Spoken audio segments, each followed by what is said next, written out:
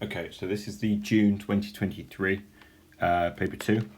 We'll start with discussion 1. A student used the apparatus shown in figure 1 to investigate the reaction between marble chips and dilute HCl. So they got the marble chips in this thing and they put in HCl, and you can expect the gas to be given off, which is why they're using a gas syringe. Okay. The student recorded the volume of gas every minute as shown in figure 2. There's our table. On the grid, plot the results shown in figure 2. Draw a curve of best fit. The y-axis is the volume of gas, which responds to that, and you got the time, which responds to this. Okay. So at 0, you've got a volume of gas of 0. So that will look like that. At 1 minute, the volume of gas is 52.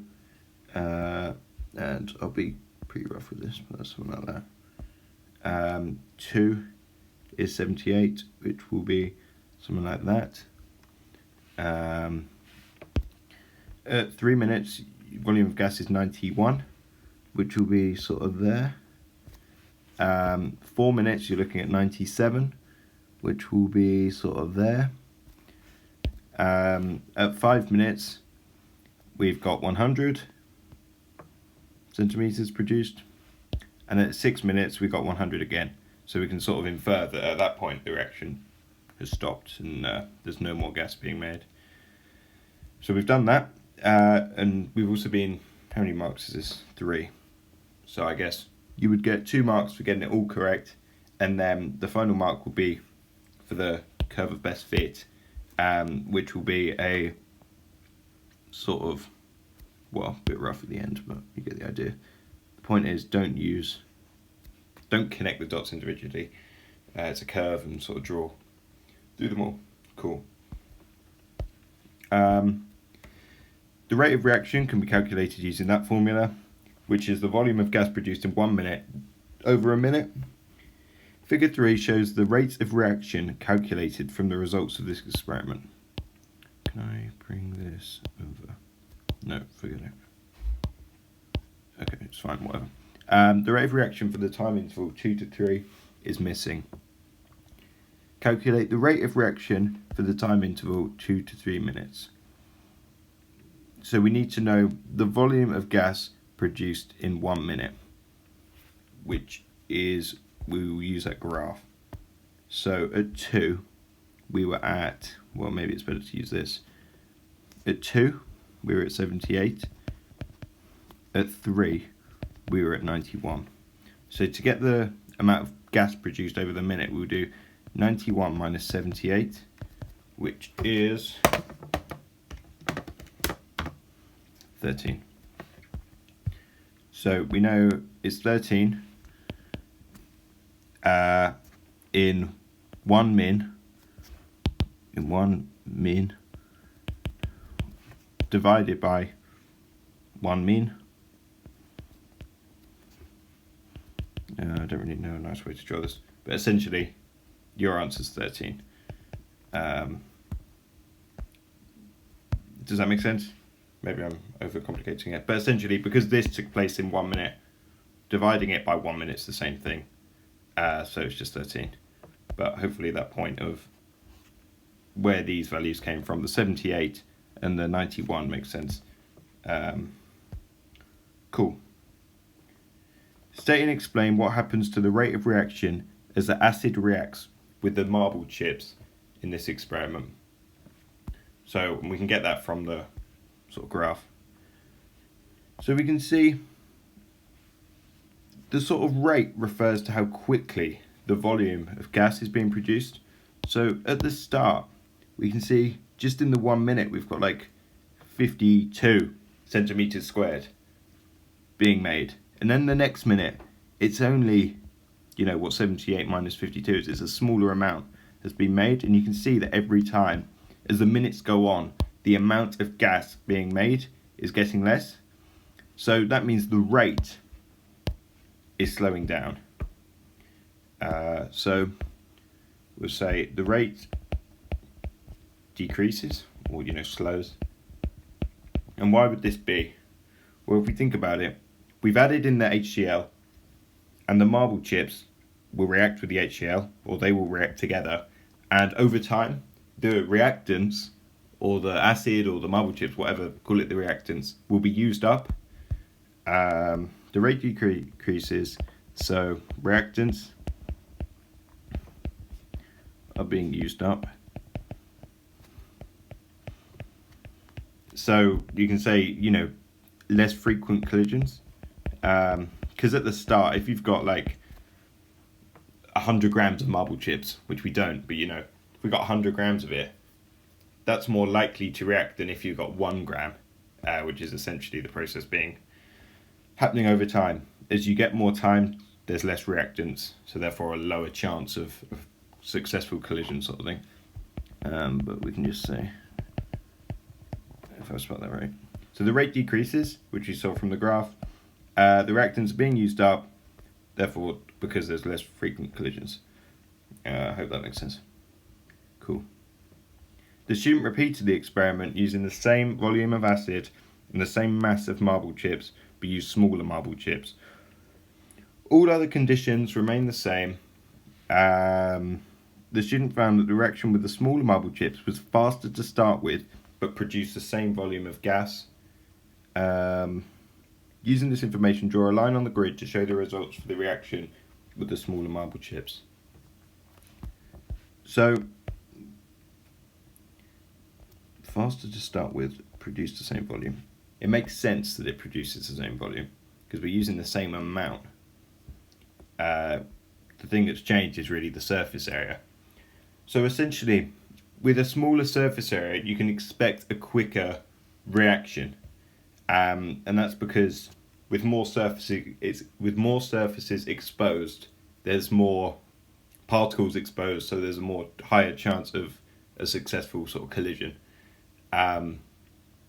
So you'd sort of expect, if I do this in red, you'd expect the rate of reaction at the start to be steeper, and it will look something like this, or something along those lines. It would just sort of be, I guess that is steeper, because it would look something like that. It's a bit closer to the left because you've essentially got more volume of gas produced in the same amount of time. So that red line is sort of what it would look like, but just it's important that it sort of levels out. You know, we could say this one sort of levels out at 4.5 minutes, because the rate of reaction is quicker, it's completed quicker. That's sort of the point you're getting at. Cool, I hope that makes sense. Alright. Figure 2 shows some information about the group 1 metals. Explain in terms of their electronic configurations why these metals are placed in group 1 of the periodic table. So if we look at the periodic table, we've got lithium, sodium, potassium. We are just going down group 1. And the reason something's in group 1 is, well, I guess we'll take a look. Lithium, how many electrons does lithium have? It's 3. So it will look something like that. 1, 2, 3. Do the same thing for sodium, and it will look the same, except you've just got a sort of shell of 8. So the reason something's in a group the group number refers to the number of electrons in the outer shell. So the reason these metals are placed in group 1 is because 1 electron in the outer shell. And that should be 2 words. Which row shows 2 correct properties of group 1 metals?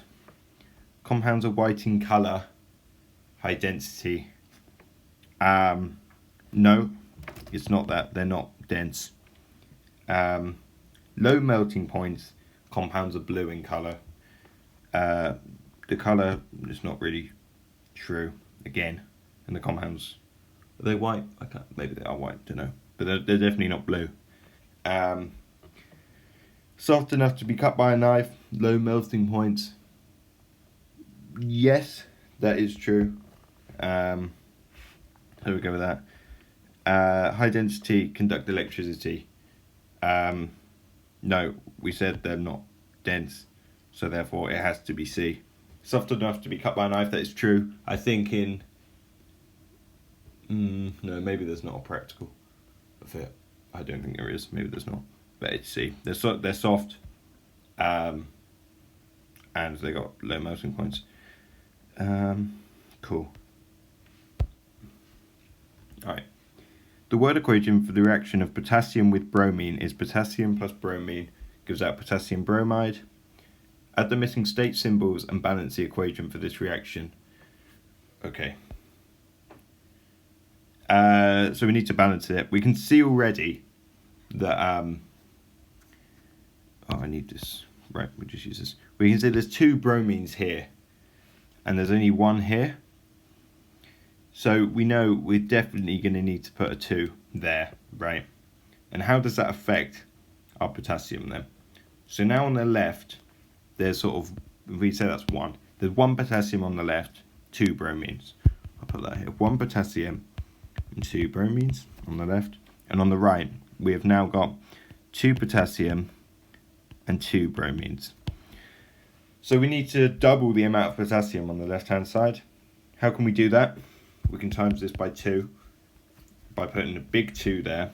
So now we've got 2 potassiums, 2 bromines on the left, 2 potassiums, 2 bromines on the right. That is balanced. And now state symbols. The only one we've got to do is potassium. Now what is potassium? Where is it in the periodic table? It's group 1. It's a metal. Metals are solid. Well, for the most part. And therefore it's a solid. Cool. A sample of potassium contains 3 isotopes: potassium-39, potassium-40, and potassium-41. Explain the meaning of the term isotopes. Which it's a long sort of thing, but atom of same element with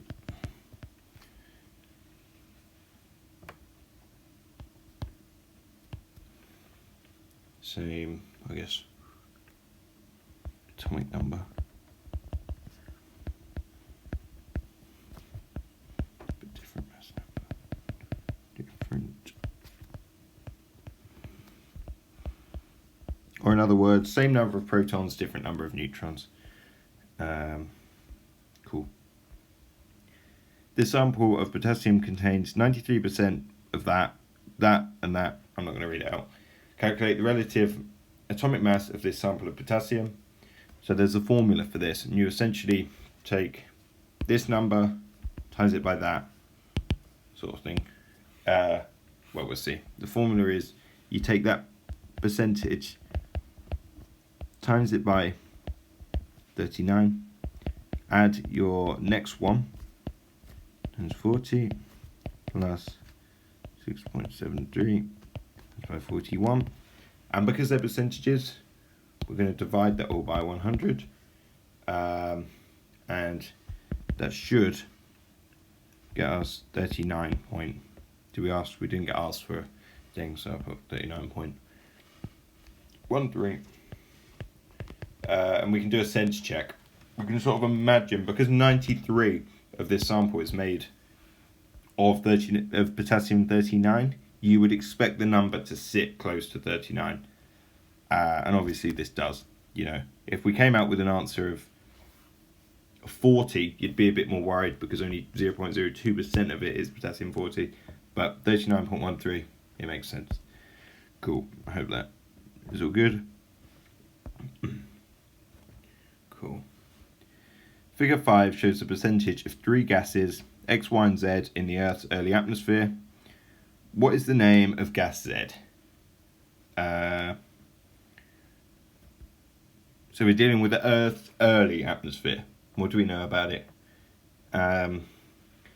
Well, what is X? Sorry, no, I've got to think. So what is the name of gas Z? Is it argon? Probably not. Carbon dioxide?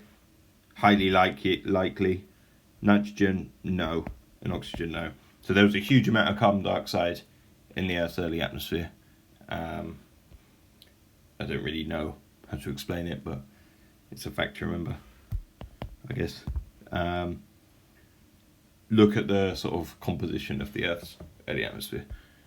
It is thought that small quantities of hydrogen sulfide were also in the Earth's early atmosphere. Draw the dot and cross diagram for a molecule of H2S. Show only outer electrons. So where is sulfur? It is in group 6. So essentially H2S is not really much different to H2O. So if we think of it like that, it should be okay. We know we need, well, it's going to look something like this. We know hydrogens have 1 electron in the outer shell, but they need to be 2. So if we just make that 2 already, and we'll say the X's are from the hydrogens, is what we will say. So the sulfur we'll use as a dot. And then we know we need 8 in total. We need 8 electrons around the sulfur. I do it like that. It's pretty bad. And it had sort of 6 dots originally. So we get this up to 8 by adding 4. 1, 2, 3, 4. And then we can see if the dots refers to sulfur, we had 6 dots, which is good. We've now got everything with a full outer shell, and that is essentially what it looks like. Just a shared pair of electrons between the H and the S, both of them, and everything's got a full outer shell. Right, acid rain is caused by some pollutant gases present in the atmosphere. Explain how impurities in fossil fuels can result in acid rain. So acid rain is caused by the sulfur, or the sulfur dioxide. And the way you essentially get that is you got sulfur is present in the impurities. And then because you burn fossil fuels, when burnt,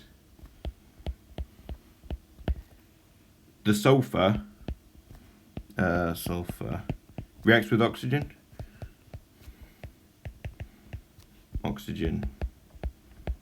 to form, what do you reckon? Sulfur and oxygen is sulfur dioxide. And essentially, sulfur dioxide is soluble. So it dissolves in sort of rain or the water. Dissolves in water. Dissolves in water or I guess in the water / the rain, which forms acid rain or sulfuric acid. Sulfuric acid. Cool. Does that make sense? So if a sulfur is in the impurity, it burns, forms sulfur dioxide, or you combust the sulfur sort of thing, or you oxidize the sulfur, and then the sulfur dioxide, it dissolves in rain, which then rains down and forms acid rain. Cool. Sweet. The student investigates the effect of acid rain on cress plants. The student uses this method. They grow 20 cress plants in 2 dishes, water the cress plants in dish A with 10 centimeters of HCl with a pH of 2, water the cress plants in dish B with 10 centimeters of pure water with a pH of 7. Repeat steps 2 and 3 every day for 1 week. Count how many plants are still alive after 1 week. Okay. State which piece of equipment the student could use to measure the pH of each liquid. Where's a pH meter or probe? Cool. Explain one improvement that the student could make to the method to make the results more valid. Well, we can see we wanted to see the effect of acid rain, which we said was like a sulfurous acid, like sulfuric acid, and they've used hydrochloric acid. So we can say use like a sulfuric acid, sulfuric acid, rather than HCl, as acid rain contains sulfurous acids. Cool. Or also, they use hydrochloric acid with a pH of 2. That's way too acidic. Acid rain isn't a pH of 2. It's higher. So you could also make that point. But cool. Hopefully that makes sense. Sweet. Chlorine gas can be prepared by reacting concentrated HCl with solid potassium manganate 7. Figure 6 shows this, the setup. So they've got some potassium manganate. I guess they're dropping in using a burette the concentrated HCl, which gives out a gas, which is chlorine, as it says, into the delivery tube. It's going to litmus paper, and they got fine. Right. Figure 7 shows the hazardous symbols for concentrated HCl, potassium manganate 7, and chlorine gas. Cool. Right. What are the hazards associated with potassium manganate 7? Well, where was that? We got that. Right. So, the first one, I think it's a bit of a weird question, but this is obviously environment. It's that symbol of the fish. This is harmful, and this means it sort of combusts or oxidizes. So let's have a look. Flammable, harmful, and corrosive. Well, no, because we know it must have something to do with the environment. So it's not these. So is it flammable, toxic, and hazardous? Well, we didn't see it was toxic, because toxic is this. So we know it's not C, and we also know it's not flammable. So, sorry, we know it's not B, because we know it wasn't a flammable, and toxic, it didn't have the skull and crossbones, which is toxic. So therefore, it must be C, oxidizing, harmful, and hazardous to the environment, which is what we said. Explain one precaution that should be taken when preparing the sample of chlorine gas. You want to use a fume hood. The reason, well, why is that? Chlorine gas is a toxic gas. You don't want to be breathing it. Or, gloves and that sort of thing. To avoid putting it down the drain because it's bad for the environment. All that. State the purpose of the delivery tube. CO2 gas out of flask into the collection jar.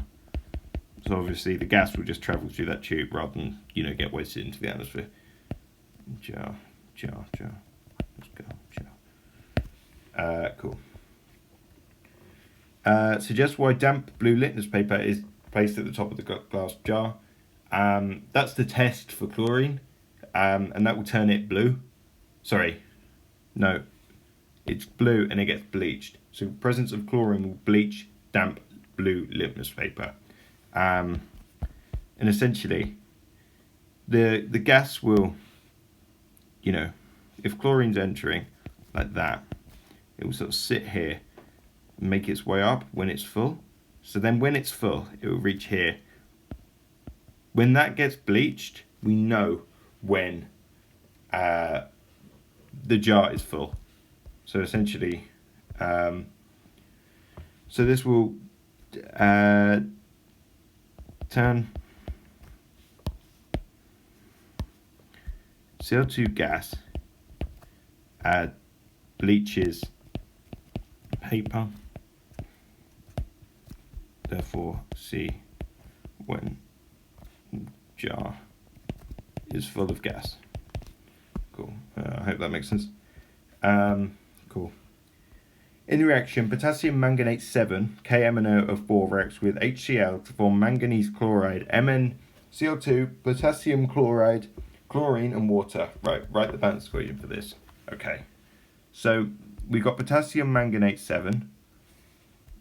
Okay, do we need state symbols? Don't think so. MnO4 reacts with HCl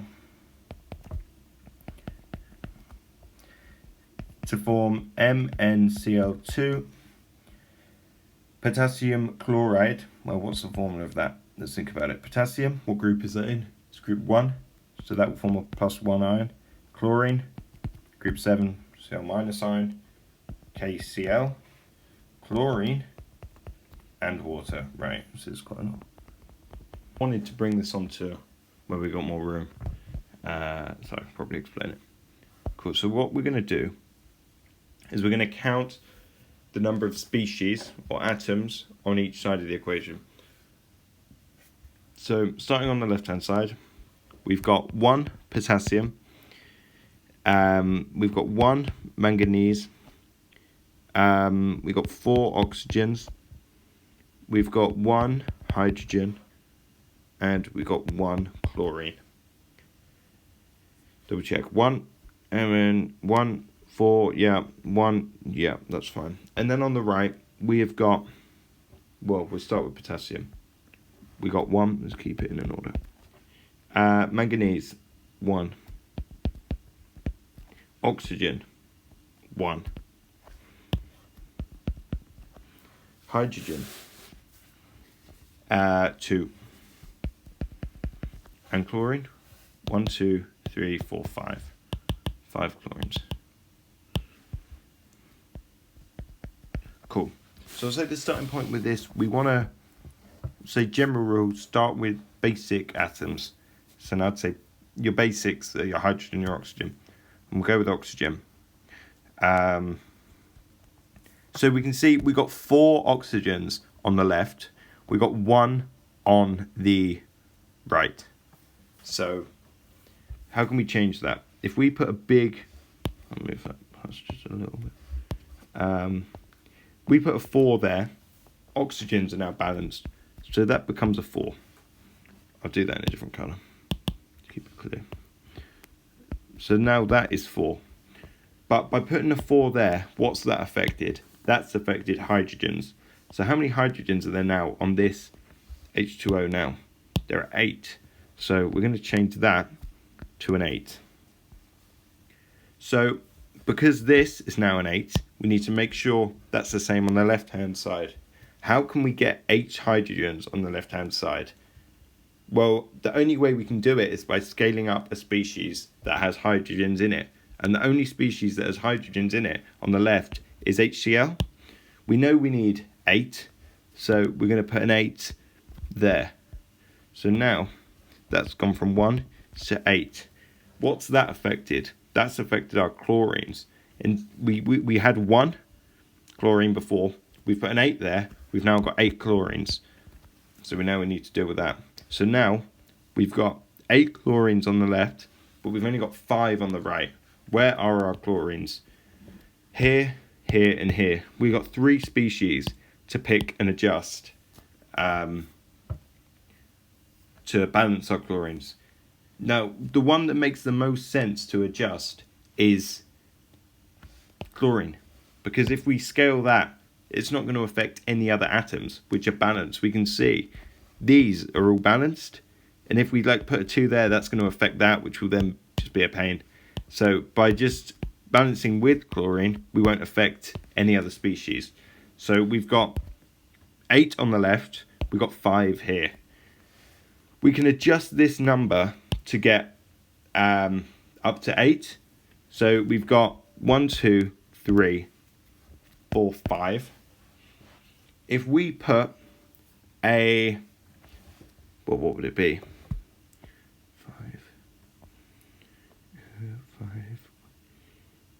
5, 6.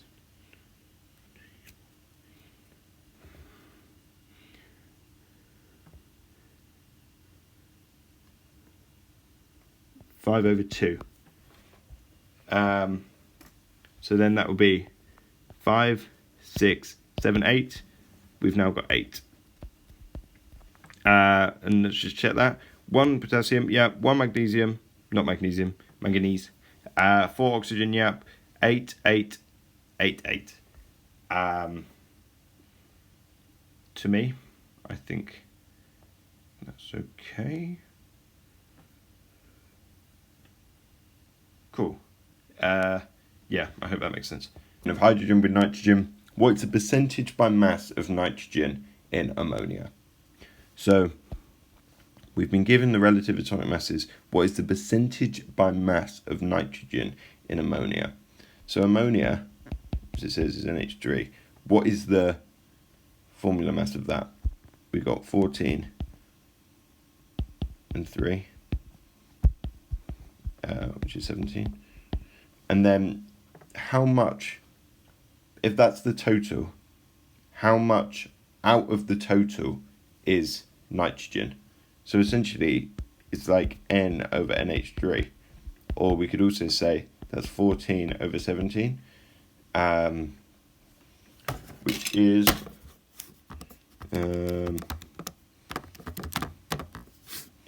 should equal to 82%, which is D. Cool, I hope that makes sense. It's essentially just sort of fraction. Like, think of it as like the test scores. What amount of the test did you get out of the total? Cool. Cool. The reaction between hydrogen and nitrogen is exothermic. Figure 8 shows the reaction profile of this exothermic reaction. Which arrow represents the activation energy for the reaction? So,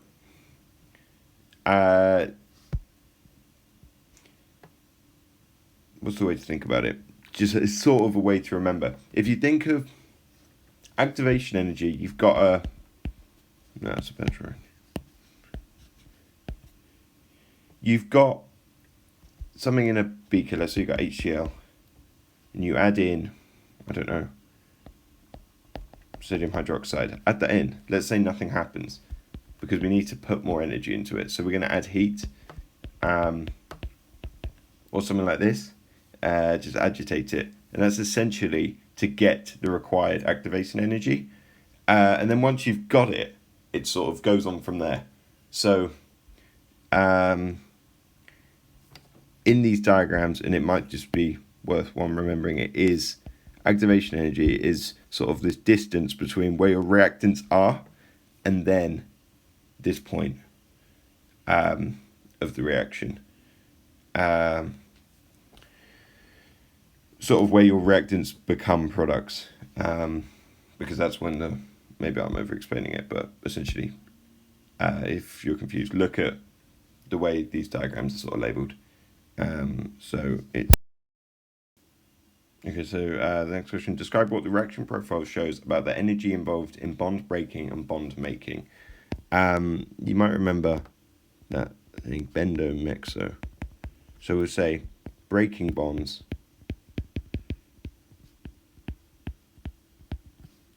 endothermic,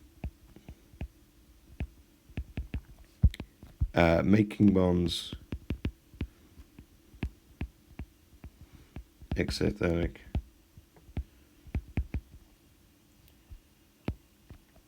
and then because overall this is an exothermic process, more energy released than taken in.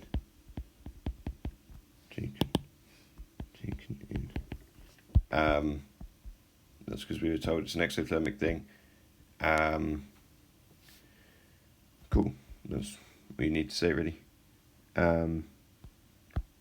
Sweet. Figure 9 shows the energies of some bonds. The equation for the reaction below is that. Calculate the energy change. Cool. So we've got, if we sort of label what we've got down here, we've got 944 we got 3 lots of 436, and then on this side we've got 2 lots of 3 lots of 388. So in other words, if we sum up both sides on the left and the right, got 944 plus 3 lots of 436 is 1308, which is equal to plus 9. We got 2252. And then on the right, we've got 2 times 3 lots of 388, which is 2 times 3 times 5, 8, which is 228. Cool. And then we do the left minus the right. So it'd be 2252 minus 238, which is going to equal to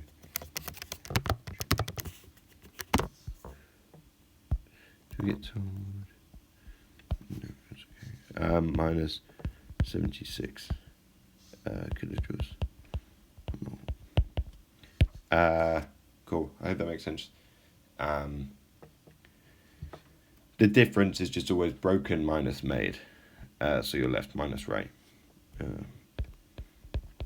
Cool. Right. Ammonia NH3 and silicon dioxide SO2 are both compounds that are made of 2 non-metallic elements. Ammonia has a boiling point of minus 33. Silicon dioxide has a boiling point of 2,230. Explain why the boiling points of ammonia and silicon dioxide are so different. So this is thinking of the structures and the type of bonding. So if we start with ammonia, there's only 3 marks. So what do we know? Ammonia is a simple covalent structure.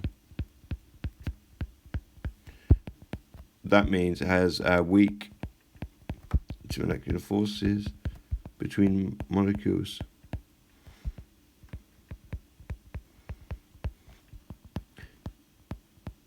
Don't require much energy to overcome.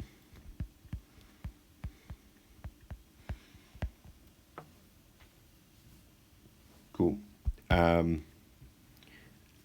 In silicon dioxide,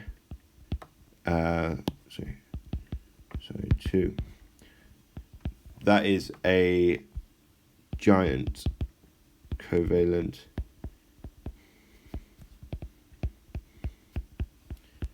that has strong covalent bonds. And then a comparison requires much more energy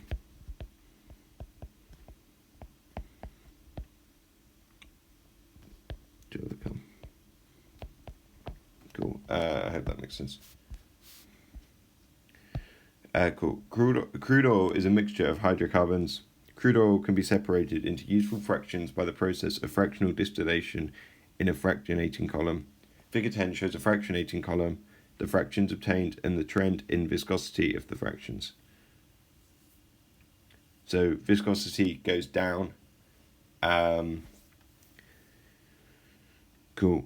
Which row shows the correct uses of bitumen, diesel oil, and fuel oil? Right. Well, we know diesel isn't for resurfacing roads.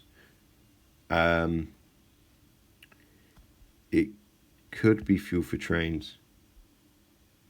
It's not for ships. Look at bitumen. I don't actually know. So that's not. Fuel oil. Let's take a look. So we've ruled out A, because we know diesel's not for roads. And we've ruled out this. So between B or C, fuel oil, not for roads. So therefore it must be C.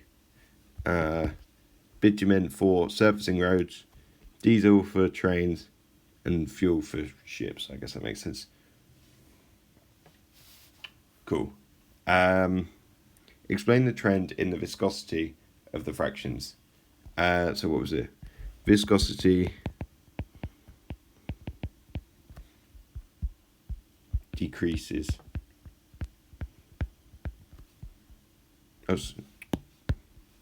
Increases.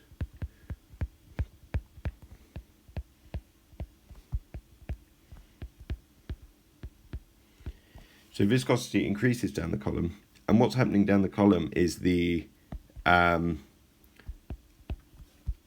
hydrocarbon chains are getting longer.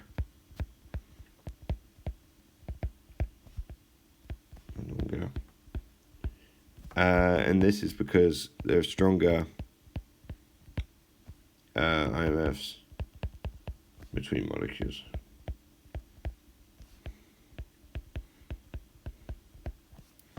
Cool. Hydrocarbon X was cracked to form one molecule of hexane and one molecule of alkene Y. The relative formula mass of Y is 56. The empirical formula of Y is CH2. Deduce the molecular formula of hydrocarbon X. Show your working. Okay. So the empirical formula of Y is CH2. So if we deal with Y for now, we take a look at CH2. What is the formula mass of that? It's going to be 12 plus 2, which is 14, right? And then if we know the relative formula mass of Y is 56. So essentially, the empirical formula is just some sort of multiple of the relative formula mass. So what we can do is, essentially if it's X amount of CH2 is the relative formula sort of thing.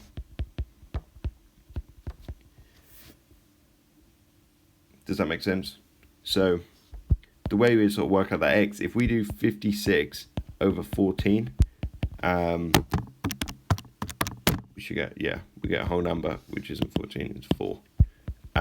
So it's sort of four times the amount of our empirical formula is the relative formula. So essentially it's C4H8 is what it should be. That makes sense. Because it says it's an alkene and it follows the general formula of an alkene. If we double check C4H8, it'll be 12 times 4 plus 8 gets us to 56. So yeah. So therefore Y is that. So now, if we write our equation, this X is different to this. I shouldn't have used the same variable, but anyway. So we've got X turns into C6H14 plus C4H8. Well, we know it must balance. So how many carbons do we have on the left? We got 10. And then how many hydrogens? We got 22. So therefore X must be the total amount. So it'd be C10H22. I hope that makes sense. Cool. Right. Large quantities of methane are used as a fuel. Figure 11 shows a Bunsen burner. Methane can be used as a fuel for the Bunsen burner. The air hole on the chimney of the Bunsen burner can be opened and closed. Explain the effect of opening and closing the air hole of the Bunsen burner on the products of combustion of methane and the harm that using large quantities of methane of fuel can cause. Cool. So, what's the effect of opening and closing the air hole? It's allowing oxygen in. So with more oxygen, you'll have a different type of combustion. So with sufficient amount of oxygen, you have a complete combustion, and with an insufficient amount, you have a incomplete combustion. So if we first take the open air hole,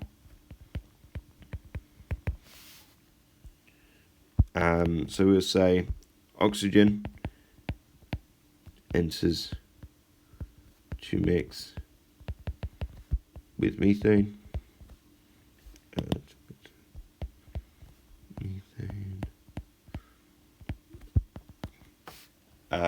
And we could say complete combustion.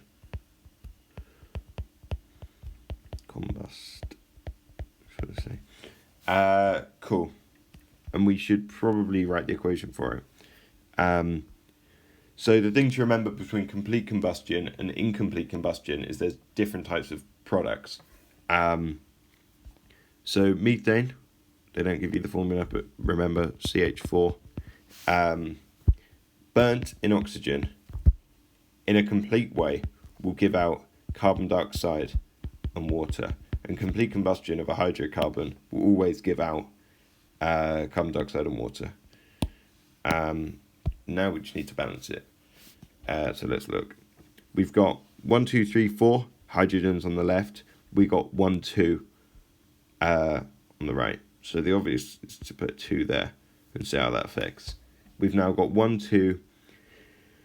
We've now got 4 hydrogens on the right and 4 on the left. That's fine. Carbons, we got 1, 1. They're balanced. Now it's just oxygens. We've got 2 on the left, 1, 2, and we got 4 on the right. So by putting a 2 there, we got the CH4 plus 2 O2 gives that CO2 and 2 lots of H2O. And that's balanced. Cool. Now closed.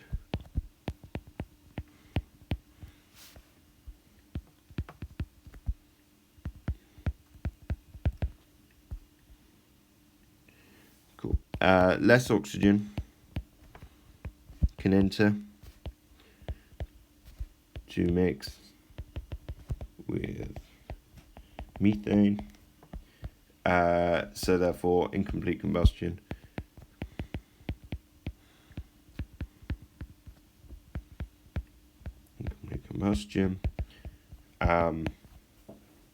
And what are the products of incomplete combustion?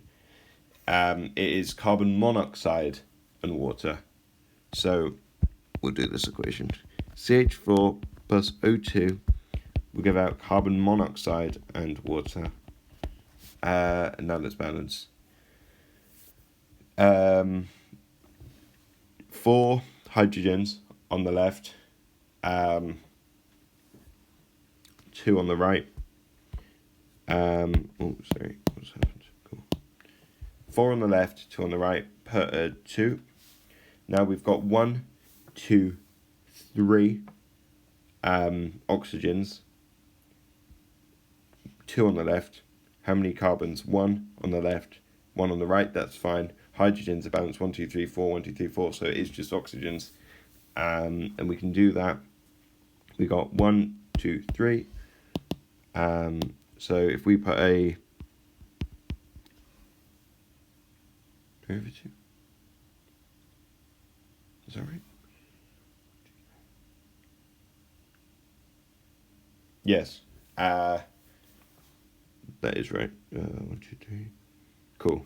So we've got CH4 plus 3/2 gives out CO plus 4H2O. You could double it and get rid of the fraction, but it's the same. But essentially, the key sort of thing here is that CO is made in incomplete combustion, and carbon dioxide, CO2, is made in complete combustion. And then explain the effects of it, right? The harm that using large quantities of methane as a fuel can cause. Cool. So both the combustion gives out greenhouse gases. We can see both carbon monoxide and carbon dioxide. That's bad.